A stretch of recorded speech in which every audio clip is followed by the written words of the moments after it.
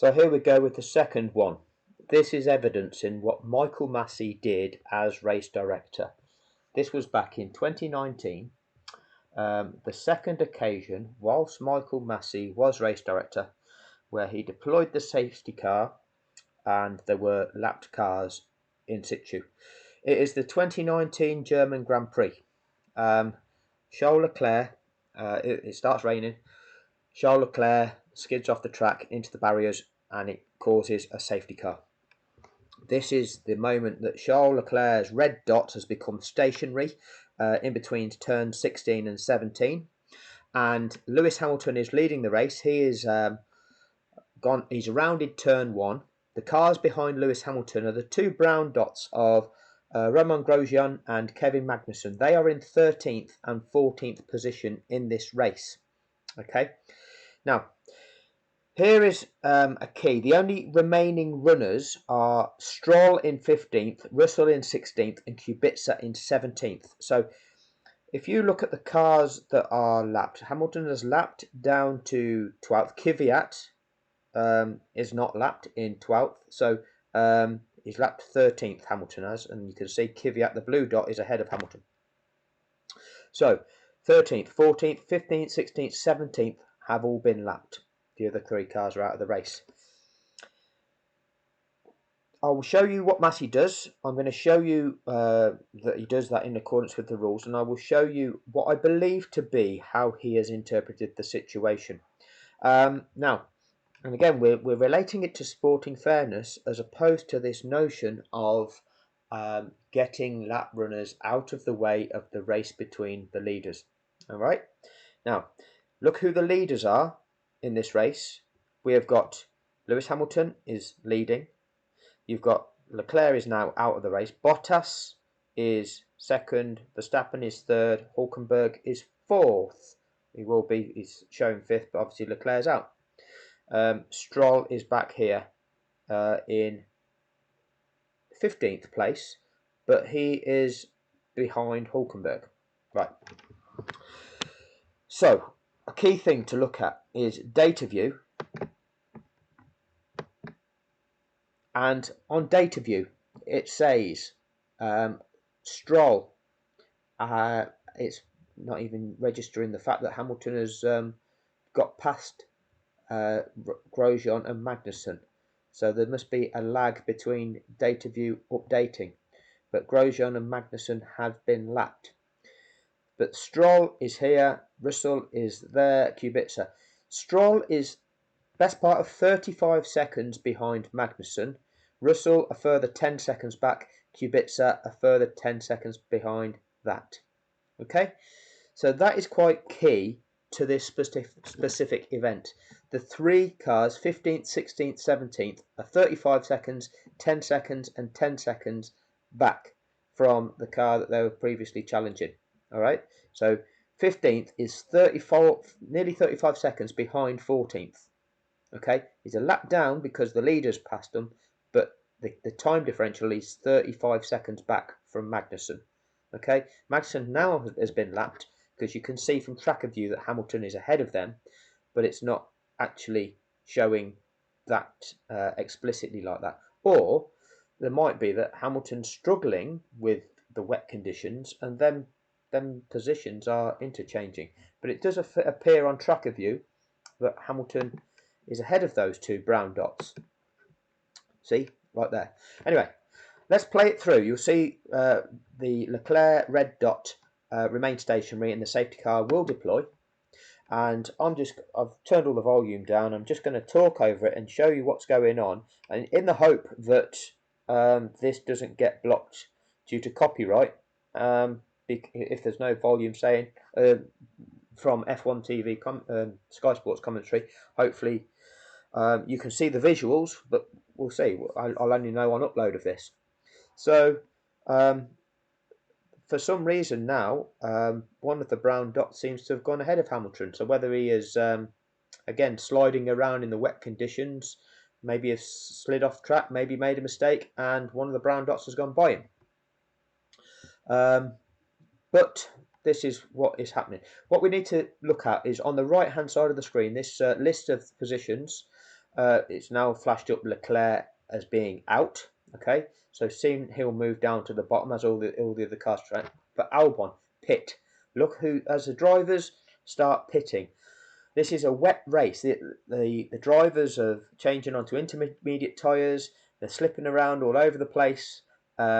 It's really treacherous. Hamilton actually loses it, spins, and goes into the pit lane the wrong side of the bollard. And whether he gets penalised for that, I think he might do. Gasly seems to have, well, he's gone into the pits now. You can see Raikkonen, Vettel, Gasly. It's showing you who's on track and who's pitting. So it's all going to shake out now. If you look at, if you watch Lewis Hamilton, I think this is where Hamilton loses it in between turns 16 and 17, and then ends up going, like I say, there's a bollard at the start of the pit lane, and he goes into that pit lane the wrong side of that bollard because he's actually gone by the pit entrance, spun, damaged his nose cone, and then been able to make it back across a bit of a kind of bit of curbing into that pit lane, which seemed the sensible thing to do rather than try and go an entire lap round with a broken nose cone, risking it damaging the car, falling off onto the track, whatever it might be. But you know, it's the way it is. Hamilton, Verstappen, Hulkenberg in the pit. Because Hamilton's gone into the pit with a broken nose cone, Mercedes weren't ready for him because it only broke with him probably out of view, and it was very adjacent to the pit entrance anyway. So they weren't ready for him to pit, and as Hamilton takes so much time in getting that nose cone replaced, he drops down to, where is he now? He's down in 4th position. Does Albon get by him before he emerges out on track? We'll soon be seeing, because Albon is just at turn 17, moving down that start-finish straight. So you'll see now Valtteri Bottas is the race leader, and you'll see he's slowed right down. Albon's gone by, and out of the pits come Stroll and Hamilton. So Hamilton in this race has dropped down to 5th position. Okay, now you can see the speed with which Valtteri Bottas is going around the track. That would indicate to me that he is behind the safety car. The car behind Bottas is Grosjean in 13th position. Okay, which would suggest that every car behind Grosjean has been lapped, and that would mean it's Grosjean, Russell, Kubica and Stroll. Remember, Russell, Kubica and Stroll were the cars that were originally, the first of which was 35 seconds back from the car it was chasing, then it was 10 and 10. So, if we follow this around, what you'll see is the previous lap, you saw Verstappen pit and Hamilton was in the pits. This lap, Mercedes pit Bottas. So from behind the safety car, at the start of this safety car train, Bottas is pitted, leaving Grosjean, who is a lapped car, at the front of the safety car snake. So Grosjean is the car that's immediately behind the safety car at this point. The race leader becomes Verstappen at this point. Okay, and over time we will see the field bunch. So Bottas has dropped down to 3rd by having to pit at the time that he did. His dot has become stationary. That's some glitch with the GPS signal by the looks of things, because he's jumped back up there. And gradually you will see this pack reform. Now, ahead of Grosjean, and if you remember, at the point in time where Charles Leclerc became stationary, he crashed, the two brown dots were virtually together. So Grosjean is now stuck behind the safety car. Magnussen, his teammate, is now streaking off around the track. He is turning turn 16 now, and he is clearly going away from this safety car. snake train, whatever you want to call it. That safety car snake is beginning to all bunch up. So what you now see is Grosjean seems to be spurting away from Verstappen. And that would indicate that the safety car has released Grosjean. Okay? Now remember, Grosjean had been lapped by Hamilton and Bottas was ahead of Grosjean at the deployment of that safety car, but then Bottas pitted. So again, is this a learning curve for Masi as he looked at this situation and thought, oh, it's the lead car that needs to be behind the safety car. This is a car that's not the lead car. I'll release it now. Okay, but actually Grosjean was a lapped car at the deployment of the safety car. All right, so now he's been released. So he can try and make the ground back on his teammate Magnussen, who is making his way around the track. But still to be released are the lapped cars of Russell, Kubica and Stroll, which are still in the running order, the 2 white dots and the pink dot. So what you will see soon, I think it's later around this lap, you will see that though the order will be given to the lapped cars to unlap themselves.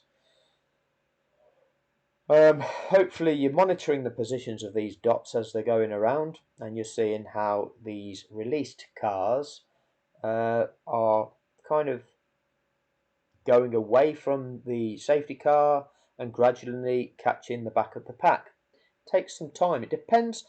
If they are released early in the lap, they've got far more time with which to catch the back of the pack. If they're released later on in the lap, then obviously that time with which to catch is significantly reduced. You're now seeing Russell and Kubica, the 2 white dots, having overtaken the safety car. There's not a great deal of this lap left. Okay, and now here comes Stroll, the pink dot, making his way through the field, and he is overtaking the safety car too. All right. So them are the 3 lapped runners, the last 3 competitors in this race. There's been a change of order in them from when Leclerc's incident was, whether that's due to pitting, whether that's due to drivers losing control and spinning out slightly and losing a position. But they were lapped, they've now been released, which means, in accordance with the rules, the next lap, so when they cross the start-finish line at the end of this lap, the lap that they then do has to be a safety car lap. That's a mandatory safety car lap. And what you've just seen actually is Kubica has just gone into the pits, right? He's been released, but he's gone into the pits for some tyres. Now, if you lose ground as a result of this, that's on you. That's your team making that strategy call, and you've lost your entitlement to making it all the way round on that grounds because you made that choice to pit at that stage. Okay, we haven't got to wait for you while you do that, right? The lap that they are now on, the leaders this is, so Verstappen is leading that safety car snake. This is that mandatory safety car lap. People will argue, oh, it doesn't say mandatory. The word mandatory is not in the rules. What the rules say is, once the last lapped car has passed the safety car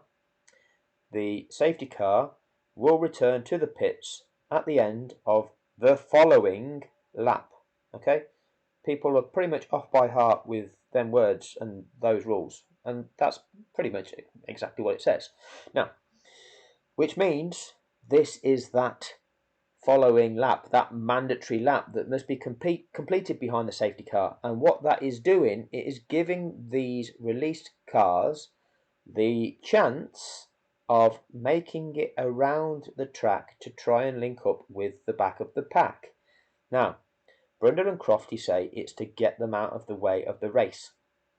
However, the race director has on numerous occasions, Masi's done it 4 times, made the safety car stay out for an additional lap.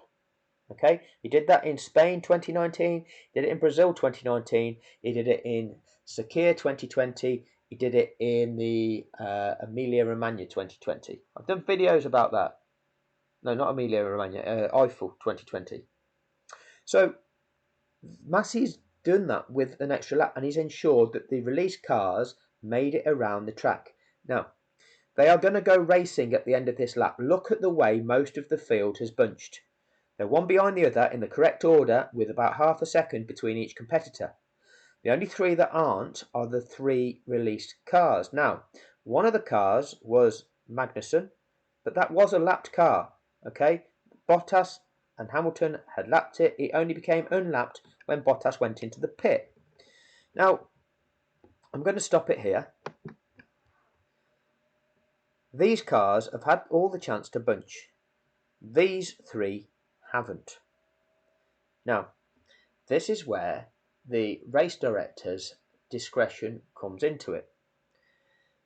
Ideally, that sporting fairness should be offered to all competitors.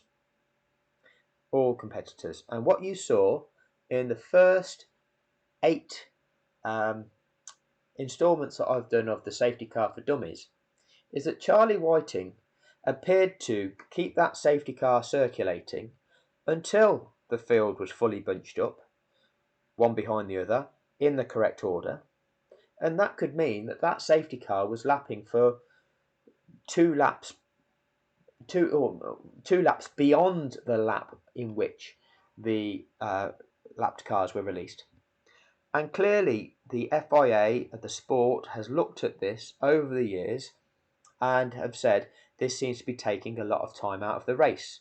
Can we modify this rule to shorten the safety car periods? So what they came up with was this notion of giving them the one mandatory lap. Now, if the lapped cars are able to be released early on any given lap, they've got the best part of that lap plus one more with which to catch the back of the pack, and that can sometimes be enough. If they're released later on in the lap, that may not be enough.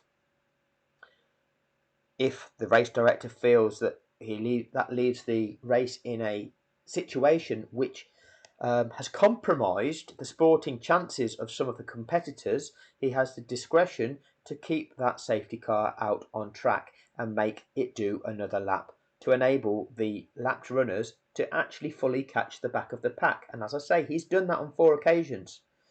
Here, he hasn't done that.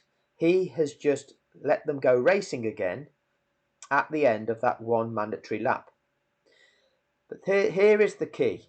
This is the point that they're going to go racing on. And again, personally, my perspective would be if all of these drivers have had the chance of all of these gaps being made, whatever they previously were, they're all down to nothing again. They're all down to half a second for each and every one of these drivers. Then surely that should be the same for these 3 remaining drivers. So that is the way I view this for full sporting fairness. However, in terms of actual interpretation of the rules and then applying sporting fairness in that context, what Masi has done is has applied the rules to their minimum of giving them the minimum for that one mandatory lap. Look at the data. What we see now is these 3 cars at the back, okay, they're no longer a lap down. They're no longer, say, plus 1 lap. And what we see is Russell, 35 seconds behind, and then Stroll, less than 10 seconds back, Kubica, less than 10 seconds back. If we go back to that original situation at the time Leclerc crashed, okay, those 3 competitors, this one here, the positions are all going to be a different number because Leclerc was actually shown as a running car then. But these last 3 competitors were regarded as being a lap down, but 35 seconds back from the car in front, whether that was Grosjean or Magnussen at that time. They were 35 seconds back, and then it was plus 10, and then it was plus 10. They are still in that position. Their position has not been made worse. They've not gone from being 35 seconds behind to a minute behind. Okay, so the deployment of that safety car has not negatively impacted their chances in that way. All right, what they've actually got is still a equivalent position to where they previously were. Okay, that is key, I believe, to this decision making by Masi. He has employed the rules, he's abided by the rules, and rather than use his discretion to enable the ideal restart conditions of every car directly behind the one in front that it's challenging with equivalent gaps of about half a second, he has used that discretion to say, I've carried out the procedure. These three remaining cars at the back aren't unfairly disadvantaged. Let's get going. So that is Germany 2019. Next up is going to be Singapore 2019. Thanks for watching.